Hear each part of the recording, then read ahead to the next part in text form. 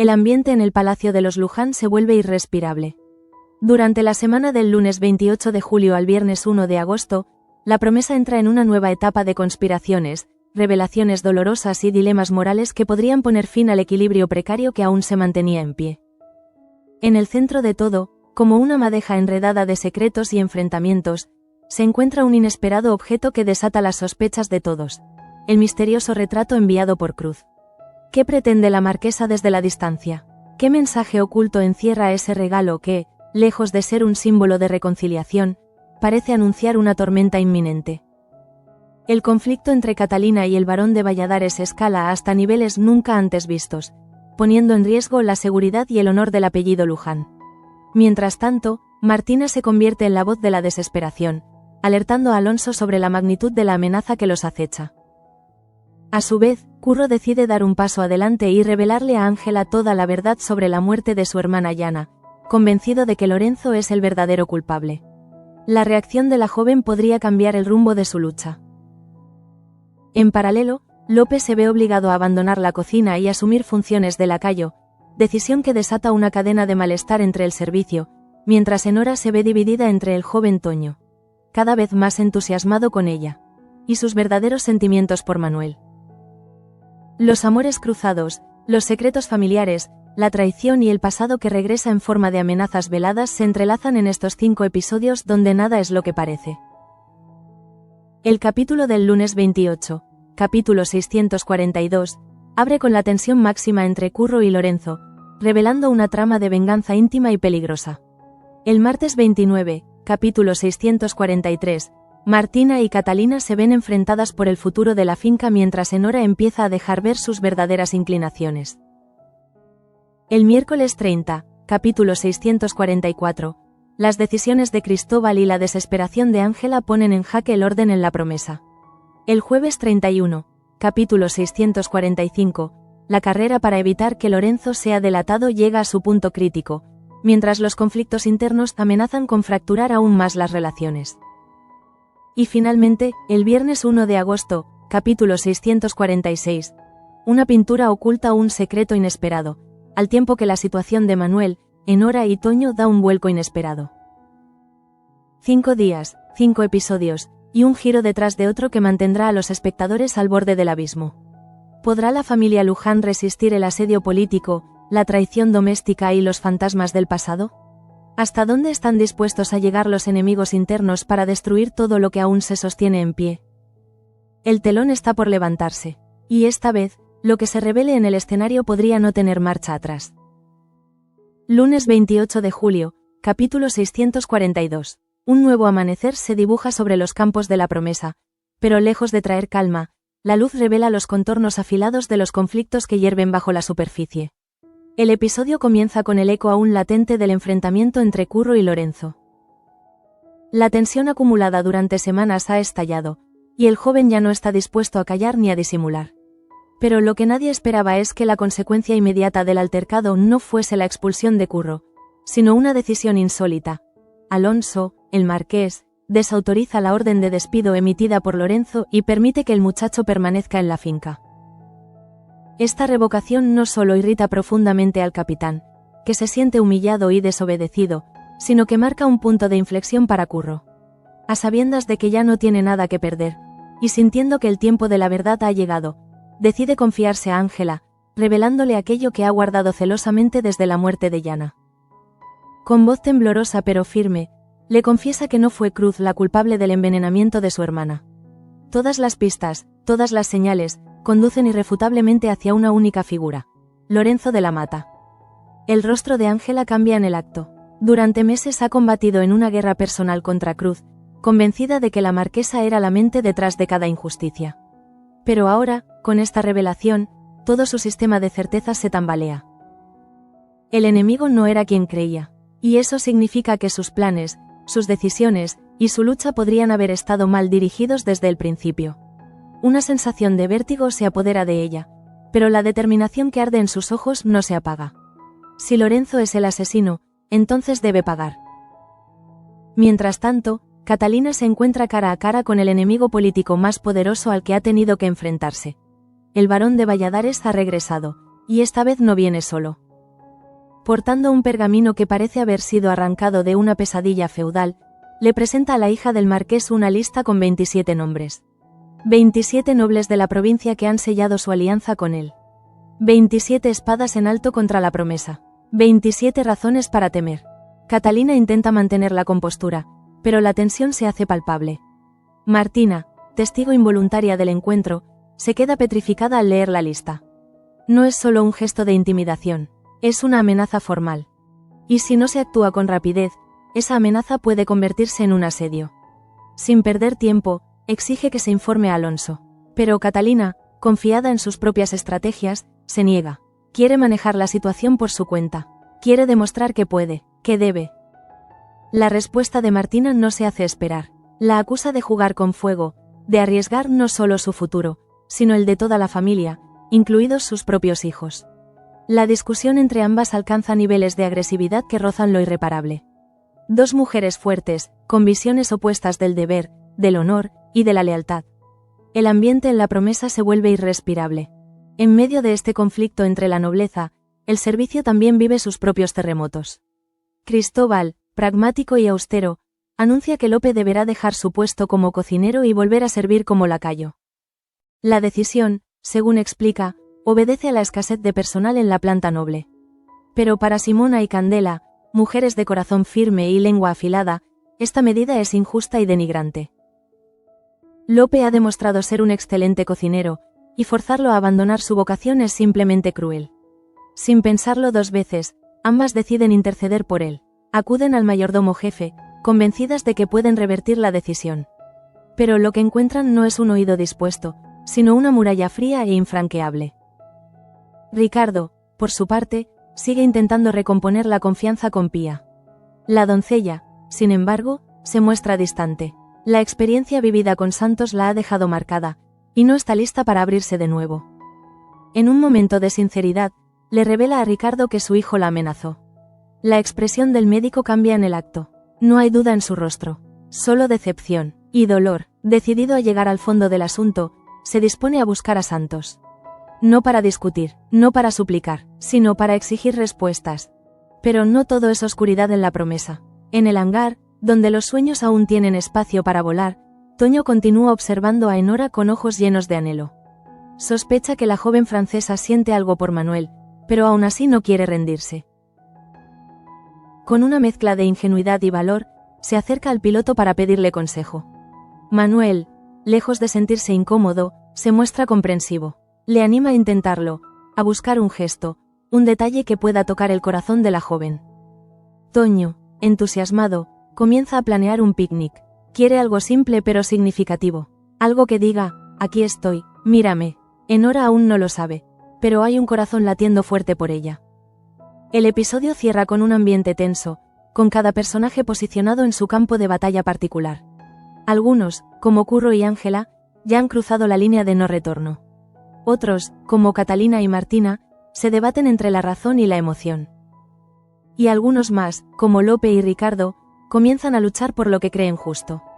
La promesa se ha convertido en un tablero de ajedrez donde cada movimiento puede ser el último. Martes 29 de julio, capítulo 643. La promesa despierta con un aire más denso que de costumbre. La tensión no solo no ha disminuido tras la tormenta del día anterior, sino que parece haberse solidificado en cada pasillo, en cada salón, en cada rincón de la finca. Catalina y Martina, dos mujeres del mismo linaje pero de naturalezas diferentes, han traspasado la línea invisible que separa el desacuerdo del conflicto.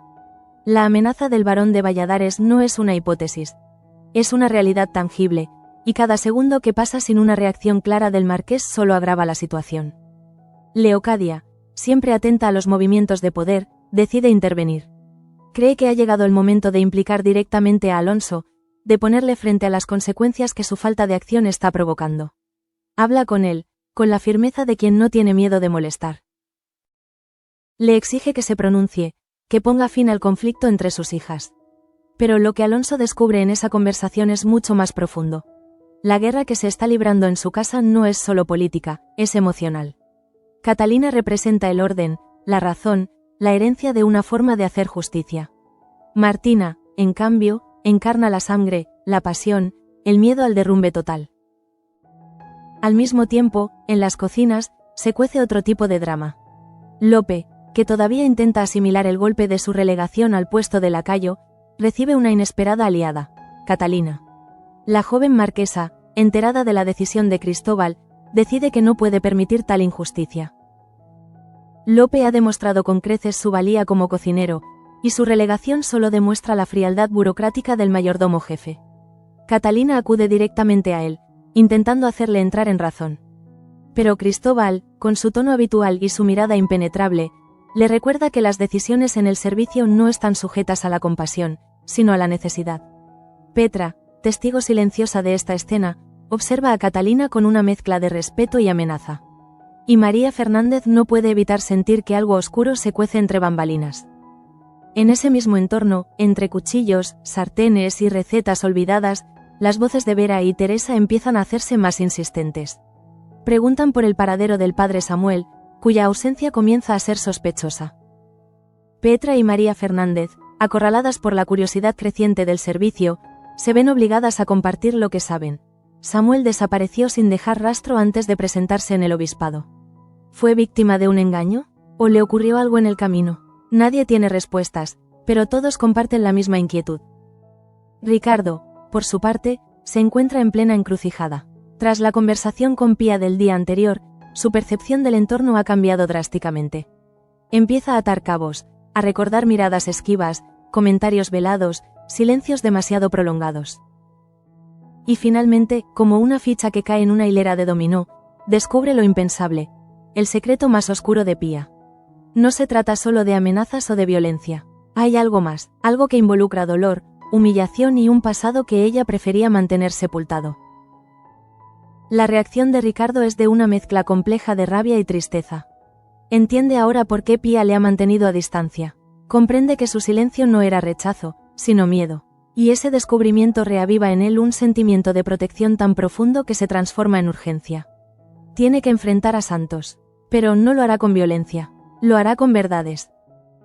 En el hangar, lejos de las intrigas del palacio, la energía es completamente distinta. Allí, Toño se prepara para el día más importante de su vida sentimental. Ha decidido organizar un picnic para Enora. Manuel, divertido por el entusiasmo del joven, le ofrece su apoyo sin reservas. No soy un experto en el amor, confiesa, pero a veces un gesto sencillo dice más que 1000 palabras. Con esas palabras, Toño se lanza a preparar todo. La cesta, el mantel, la comida, incluso una pequeña flor silvestre escondida entre los platos. Enora, al principio, muestra cierta reserva. No es una mujer fácil de impresionar, y está claro que su corazón no está del todo disponible. Pero acepta la invitación, tal vez por curiosidad, tal vez por cortesía, tal vez porque, en el fondo, también ella necesita un respiro del torbellino de emociones que ha traído consigo su estancia en La Promesa. La escena del picnic es breve pero significativa. La conversación es torpe, los silencios son largos, y aunque Toño lo da todo de sí, hay algo que no termina de fluir. Enora sonríe, pero su mente está en otra parte. Y él lo nota. Aún así, cuando regresa al hangar, le cuenta todo a Manuel, sin esconder su decepción. No ha salido como esperaba, admite. Pero no pienso rendirme. En sus ojos brilla una determinación dulce, la de quien aún cree que el amor puede construirse con paciencia. Así concluye un episodio en el que cada personaje ha dado un paso hacia adelante, aunque en direcciones distintas.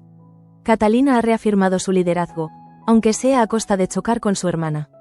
Ricardo ha visto el alma herida de la mujer que ama. Enora ha sido sorprendida por un sentimiento inesperado. Y Toño, el eterno soñador, ha descubierto que incluso en el fracaso puede haber belleza.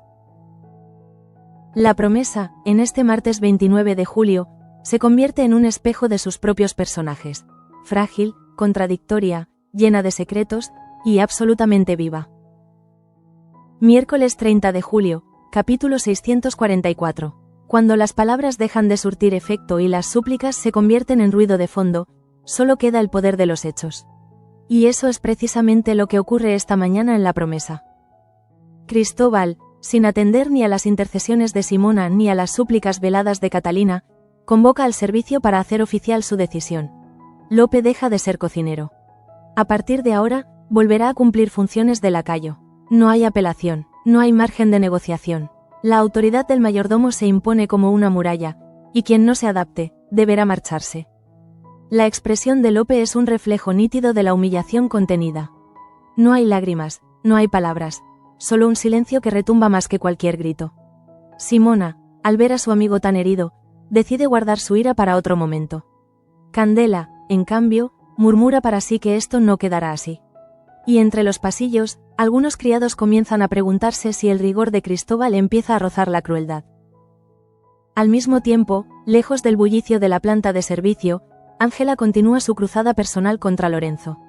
Movida por la revelación que Curro le confesó, que el verdadero asesino de Yana podría ser el capitán, decide buscar pruebas que respalden aquella acusación. Y, sorprendentemente, las encuentra. Documentos escondidos en una caja de herramientas que prueban que Lorenzo está implicado en una red de tráfico de armas. Contratos falsificados, rutas de transporte ilegales, firmas manipuladas, todo está ahí. El corazón de Ángela late con fuerza, pero no por miedo. Por justicia, siente que ha llegado el momento de actuar. Pero cuando se lo comunica a Curro, esperando su apoyo inmediato, recibe un portazo emocional.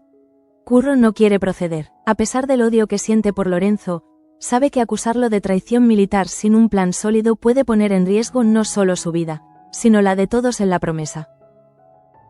Su negativa desconcierta a Ángela. Cree que está siendo cobarde, que ha cambiado de idea, que la verdad ya no importa, pero Curro guarda un silencio que esconde mucho más que prudencia. Es miedo, sí, pero también duda. Sin saber qué hacer, Ángela termina hablando con Pía. No directamente, no con intención de confesarle todo, pero lo suficiente para que la doncella perciba que algo importante está en juego. Sus palabras, su actitud, el brillo extraño en sus ojos. Todo indica que está a punto de cometer un acto irreversible. Pía, que ha aprendido a leer entre líneas después de años de sobrevivencia en la promesa, comprende que lo que Ángela tiene entre manos podría volverse una catástrofe. Sin saber con certeza de qué se trata, corre a advertir a Curro. Él, al escucharla, se paraliza. ¿Y si Ángela ya se ha ido? ¿Y si está camino al cuartel general con los documentos? Mientras tanto, Martina, tras la fuerte discusión con Catalina, decide acercarse a su prima. El orgullo queda de lado. La tensión entre ambas ha ido demasiado lejos y, a pesar de sus diferencias, sabe que Catalina no es su enemiga. Impulsada por la preocupación de Simona, la joven se presenta en el despacho de Catalina y le pide disculpas. No lo hace con palabras melosas ni con gestos teatrales, solo con la mirada limpia y la voz templada. Catalina, visiblemente cansada, agradece el gesto, pero no olvida las acusaciones que su prima le lanzó. No se trata solo de nosotras, le dice, se trata del futuro de esta casa. Pero la reconciliación entre primas no es lo único que agita la vida de Catalina. En casa, Adriano comienza a manifestar sus propios fantasmas. Durante meses ha sido el pilar incondicional de su pareja, su cómplice, su apoyo. Pero ahora, el peso de las decisiones de Catalina lo está quebrando. Las amenazas del varón, los enfrentamientos con la nobleza, el riesgo constante, todo eso lo ha llevado al borde. ¿Y si perdemos todo?, le pregunta una noche. Catalina lo mira sin responder, porque no tiene una respuesta que no sea un acto de fe. En el hangar, la escena romántica que Toño había soñado con Enora se transforma en un retrato de frustración. El picnic ha sido un fracaso. Enora, aunque amable, no se ha mostrado receptiva. Su mirada vagaba hacia el horizonte, su sonrisa era más educada que sentida. Toño lo nota. Y aunque intenta mantener el ánimo, al regresar con Manuel no puede evitar derrumbarse un poco. No le gustó, Manuel. Y lo sé, pero antes de que el piloto pueda decir nada, Toño se recompone. Aún así, no me rendiré. La determinación del joven mecánico contrasta con el ambiente cada vez más pesado que se vive en la promesa. Entre secretos que amenazan con estallar, cargos impuestos sin humanidad, y tensiones familiares que se multiplican, el episodio termina dejando una sensación inquietante. Todos caminan sobre hielo delgado, y cada paso podría ser el último antes del estruendo. Jueves 31 de julio, capítulo 645. Cuando la verdad se hace insoportable, solo queda una salida, actuar. Y eso es lo que ha decidido hacer Ángela, con determinación en cada paso y el corazón ardiendo de urgencia. La joven ha dejado atrás los consejos de Curro, las advertencias de Pía, incluso sus propias dudas. Ya no hay marcha atrás. Lleva consigo los documentos que implican a Lorenzo en el tráfico ilegal de armas y ha salido de la promesa decidida a delatarlo ante el general. Sabe que con ello está arriesgando todo: su seguridad, su lugar en la finca, incluso la confianza de quienes la rodean. Pero también sabe que no hacer nada es seguir siendo cómplice del silencio. Curro, al enterarse de su marcha, siente como el miedo le oprime el pecho. Él no quiere vengarse así. No es ese el camino que había planeado. Sabe que un movimiento brusco podría volverse en su contra, que las conexiones de Lorenzo en el ejército son poderosas y que una denuncia sin respaldo podría destruir tanto a Ángela como a él mismo. Pero lo que más le aterra es perderla. Así que, sin perder un segundo, monta su caballo y sale tras ella, con la esperanza de alcanzarla antes de que sea demasiado tarde. En paralelo, Alonso comienza a vislumbrar con claridad la magnitud del problema. Durante semanas ha tratado de mantener la calma, de actuar como mediador entre Catalina y Martina, de ignorar las provocaciones del barón de Valladares. Pero ahora, los hechos se imponen. Los nobles no están jugando. Están maniobrando, y su familia está en medio del campo de batalla. Esta revelación le golpea con fuerza, no solo como marqués, sino como padre. ¿Hasta dónde ha llegado el riesgo? ¿Y qué precio pagarán sus hijos por sus propias indecisiones? En la finca, un evento insólito altera la rutina. Enora, habitualmente refugiada en el hangar entre motores y planos, hace una aparición inesperada en el palacio. Su presencia causa sorpresa tanto en la planta noble como en la zona de servicio. Pero más allá de la anécdota, lo relevante es cómo es recibida. Dos anfitrionas, cuyos nombres quedan en la bruma del servicio, la tratan como a una auténtica marquesa. Sonrisas, halagos, reverencias. Enora se siente incómoda al principio, pero no puede evitar sonrojarse por la atención. Tal vez, por primera vez, empieza a comprender el peso que su presencia tiene en la promesa, y en el corazón de ciertos habitantes. Mientras tanto, Lope recibe el golpe final. Cristóbal, sin rodeos, le da dos opciones. O acepta su nuevo puesto como lacayo, con todas las implicaciones que ello conlleva, o se marcha de la promesa para siempre. La decisión parece cruel, impuesta con una frialdad calculada. Y sin embargo, en los ojos del mayordomo jefe no hay odio. Solo determinación, una forma brutal de administrar el orden. Lope se queda mudo, no sabe qué responder. Toda su vida en la finca, todo lo que ha construido, todo su esfuerzo, está a punto de desaparecer por un simple no. Simona, al enterarse, rompe en lágrimas. Candela se enfurece. María Fernández se estremece. La noticia corre como pólvora y cada rincón de la finca se convierte en un eco de indignación. Lope camina por los pasillos como un fantasma, con la mirada perdida y el alma hecha trizas. ¿Qué ha hecho mal? ¿Por qué justo él, que siempre lo ha dado todo?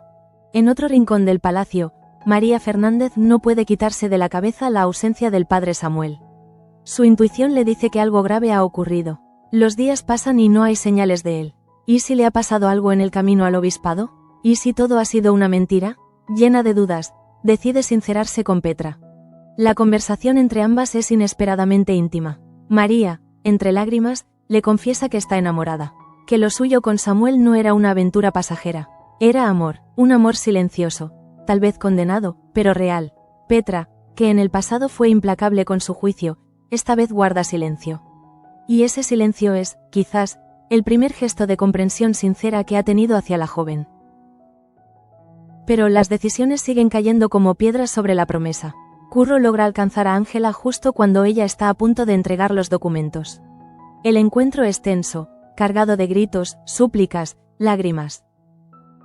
Él le pide que pare, que recapacite. Le dice que hay otra forma de hacer justicia, que no tiene por qué arriesgarlo todo de esta manera. Ángela, rota por dentro, le responde que ya no puede esperar más. Que si no actúa ahora, perderá el poco sentido que le queda.